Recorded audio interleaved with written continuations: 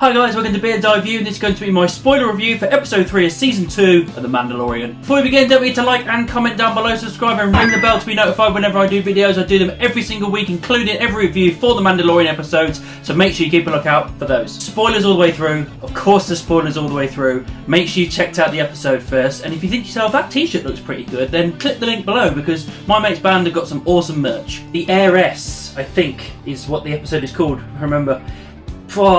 It was more of a fan service kind of episode, but for me, as I've said before, I think that's great. I love it when they give us fan service, as long as they don't like make it too much. But it was just the amount that I wanted, and it builds towards stuff. And it was just, you know, another kind of just fun episode. So he does get to the planet. He gets to the planet that the frog lady, kind of gecko lady wants to. She meets up with her husband and everything. Bit of a rough landing going in.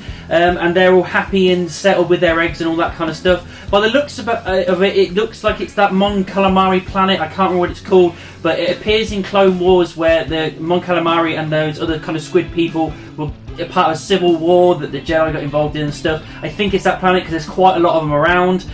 So yeah, that's cool. Again, nice little bit of extra kind of lore there. You do see Sasha Banks for all the wrestling fans out there. Yeah, she's in it. At the start where you see her and everything, it's the same from what you see in the trailer, and she comes in later on as well with great things. He's trying to find more Mandalorians. He gets a tip off. He goes out with these squid people on that boat, and they betray him. I was just out of nowhere. I thought like they tried to kill the kid. Like his little pod goes into this like monster's den and everything. He dives in and almost drowns. Oh, it's terrifying. And just like, is the baby dead? Is the child dead? Like, oh my god! Please don't let that be the case. Like that's killing a cash cow as far as I'm concerned. Like merchandise gone. He gets saved at the last moment by more Mandalorians, 3 in total.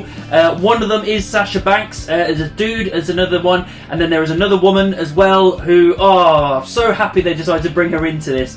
Bo-katan, for the people that watch Clone Wars and Rebels, she was one of the Mandalorians, played by Katie Sackhoff. She voiced the character, and she played her in this by the looks of it.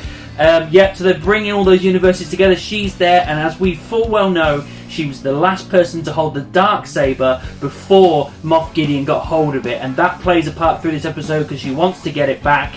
And I love how they're bringing that together, and I can't wait to have that story told of how did he get hold of the Darksaber. So yeah, it is another kind of episodic thing where he goes to kind of help someone out so he can get more information, so he can go and do what he actually wants to do. No Boba Fett again in this.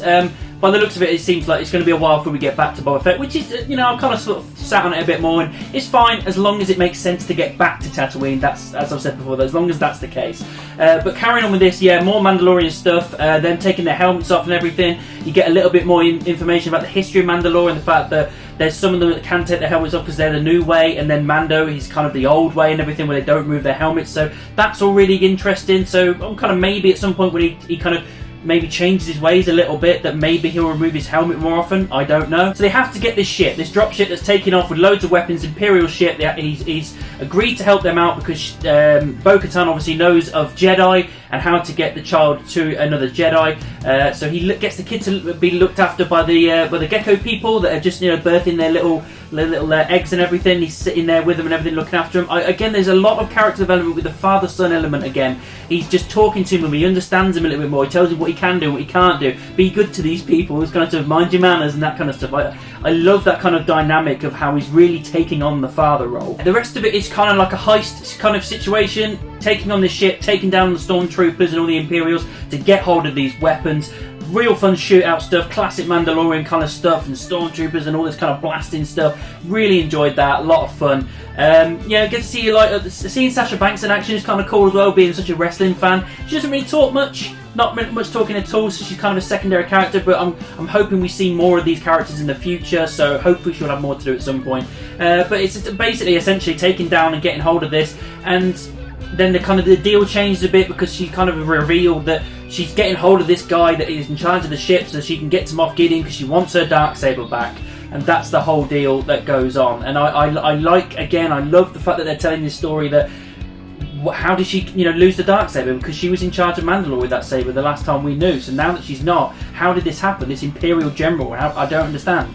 So I literally cannot wait to see how they kind of bring that story to its end. They get up to the main deck of the ship where the guy's trying to plummet it into the sea. He's killed the other two and everything because Gideon's basically said, hail the Empire, and then, you know, if they get to you, you're fucked, so just kill yourself kind of thing.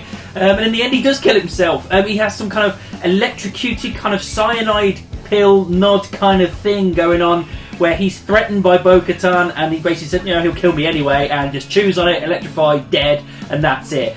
That is more or less how the episode ends, except for one nice little nugget at the end. Before he takes off to go and find a Jedi, she reveals the Jedi that he's sending him to, and that is the wonderful and amazing Ahsoka Tano. Was mentioned by name. He's basically going to Ahsoka Tano, which is amazing. I can't wait. Sabine Wren, I assume, will be there as well. I'm so happy they're bringing this universe together. I'm looking forward to seeing Ahsoka Tano. Rosario Dawson apparently is the strongest rumoured to be taking on the live-action role of the character. And I love it. I'm just so happy that as soon as she mentioned Ahsoka Tano, I was like, just the biggest smile on my face, like, yes! This is so cool! The episode kind of ends there with him taking off this kind of fucked up ship. It's fixed, but it's not perfect. And off he goes, and that's how the episode ends. It felt like a bit of a shorter episode, but maybe that was just because I was enjoying it so much. And yeah, fan service, but I love the fan service as long as it's done correctly. This was done correctly. It's built up to the next episode perfectly, where we may not see Ahsoka Tano in the next episode, but we know we're going to see her at some point. And I'm so happy they're bringing these universes together and making it one cohesive story in this massive galaxy far, far away. Because so many film and TV shows that have these spin-offs and all this kind of stuff try to keep things so separate and everything. The Marvel Universe is, you know, guilty of that themselves.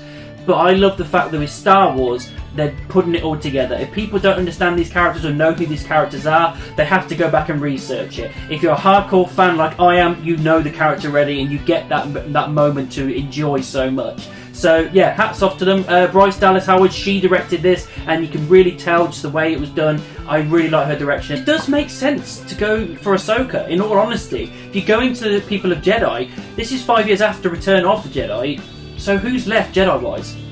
Luke, Ahsoka Tano, and Ezra Bridger. Ezra Bridger, we still don't know whether he's alive or dead. He took Thrawn off in Rebels, and we don't know anything more of that. That's the last time we see him.